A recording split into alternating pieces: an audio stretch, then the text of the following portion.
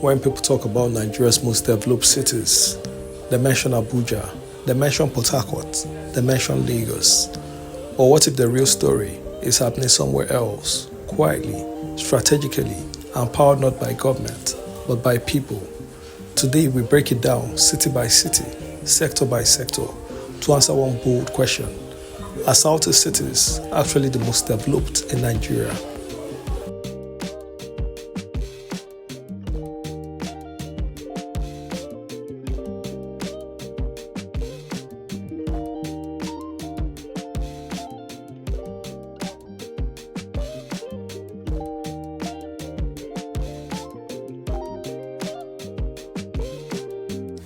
Let's start in Ikeja, the polished administrative heart of Lagos.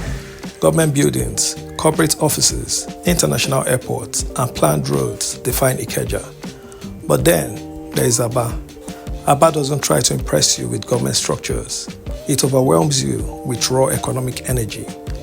This is a city where shoes are made in thousands daily. Garments flow across West Africa. Entire industries operate without formal systems. Aba is not just a city, it is a production engine. While Ikeja represents organized development, Aba represents organic industrialization, powered by people. And here's the twist. Many argue that Aba's real sector, productivity, gives it a deeper, more sustainable form of development.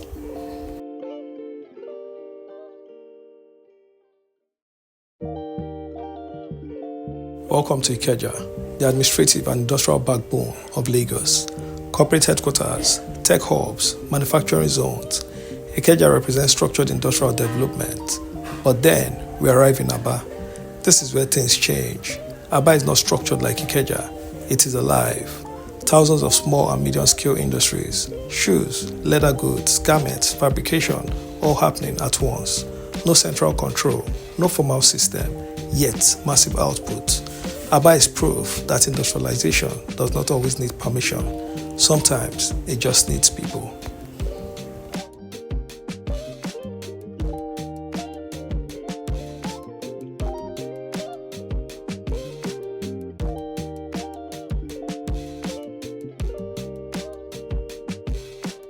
Now, to Nigeria's pride, Abuja. Wide roads, clean layouts, government presence.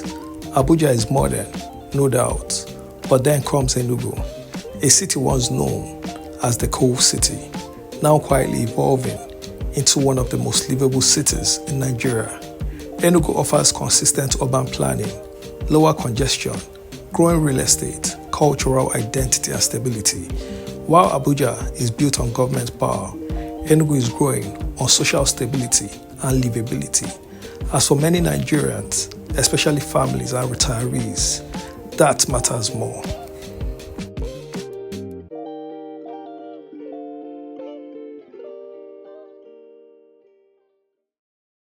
Welcome to Abuja, the face of luxury real estate in Nigeria. Gated estates, luxury apartments, government-backed expansion.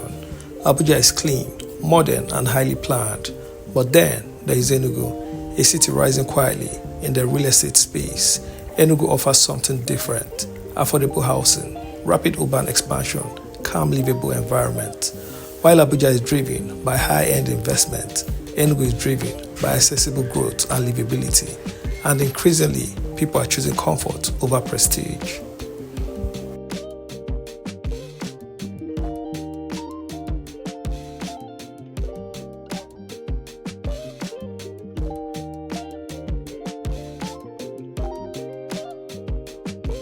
Kano, one of Africa's oldest commercial cities, deep history, massive population, strong trade networks. But then there is Onitsha, a city that operates like a non-stop economic machine, home to one of the largest markets in Africa, constant trade circles, intense commercial density. Onitsha doesn't slow down, it doesn't sleep, it trades and trades and trades. While Kano has historical depth, Onitsha delivers modern economic intensity at a scale that is hard to match.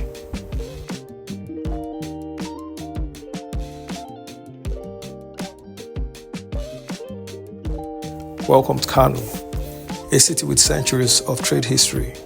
From trans-Saharan routes to modern markets, Kano has always been a giant in commerce. But then, step into Onitsha. This is not just a city. This is pure economic intensity. Onitsha is home to one of the largest markets in Africa, where billions of naira exchange hands daily. Here, trade is not seasonal. It is constant, relentless, and explosive. While Kano represents historical dominance in trade, Onitsha represents modern commercial velocity. And in today's Nigeria, speed and skill matter more than ever.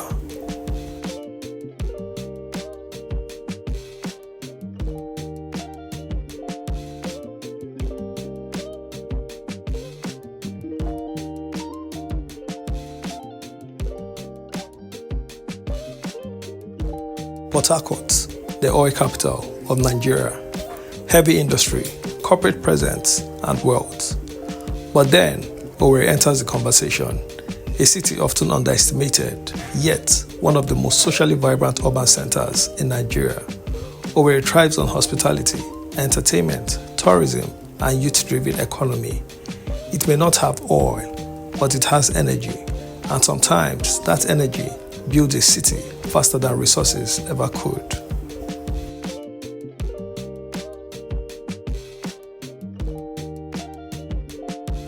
Now we move to Port Harcourt, a powerhouse built on oil and gas.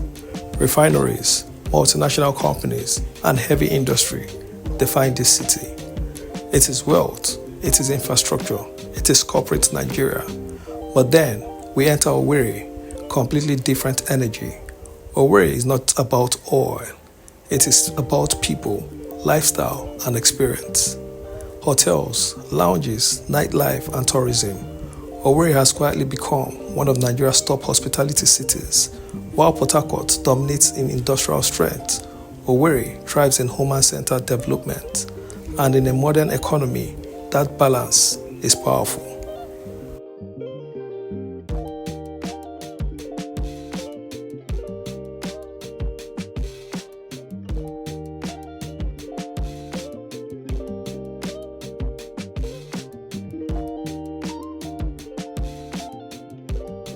Uyo is often praised as one of Nigeria's cleanest cities, well-planned roads, modern stadium, and government investments. Then comes Awka, a city that is rapidly transforming, followed by its proximity to Onitsha's commerce, Nnewi's industrial base. Awka is rising fast, and what makes it dangerous in this comparison is this: it is growing within an already powerful economic ecosystem.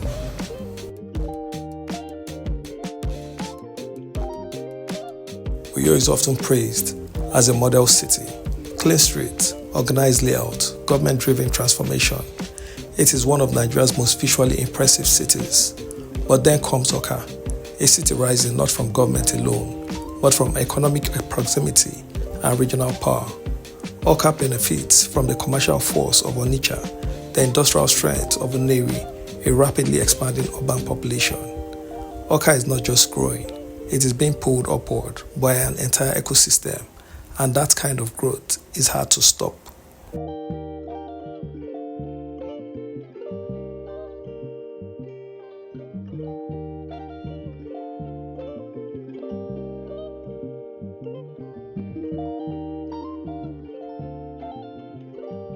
So now we ask the real question: what actually defines a developed city? Is it government infrastructure, clean roads, skyscrapers, or is it economic activity, wealth creation, self-sustaining systems? Because if development is measured by economic independence and productivity, then the Southeast tells a very powerful story. So what is real development? Is it skyscrapers, government projects, and clean streets? Or is it trade that never stops, industries that produce daily, or cities that sustain themselves? Because if development is measured by economic activity and resilience, then the conversation changes.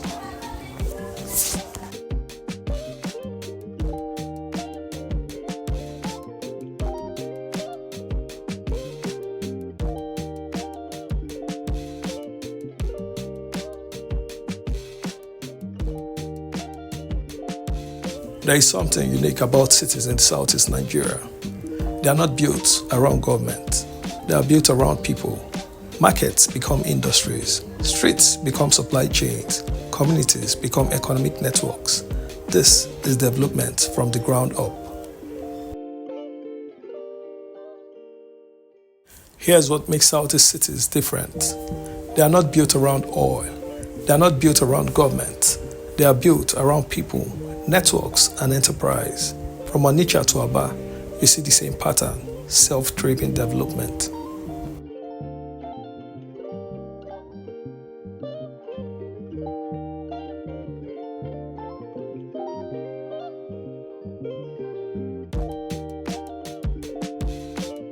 While other regions rely heavily on oil, government funding, and federal presence, Southeast cities rely on trade, manufacturing, and entrepreneurship. And that creates something powerful: resilience. The future belongs to cities that can produce, trade, adapt, and survive without heavy dependence. And many of those cities are in the Southeast.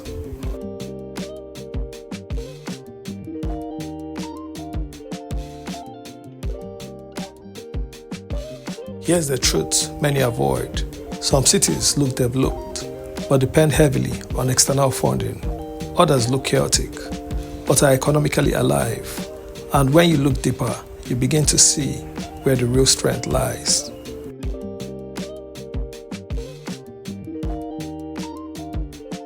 As Nigeria evolves, the cities that will dominate are not just the most beautiful, but the most productive, the most connected, the most self-sustaining, and many of those cities are in the Southeast.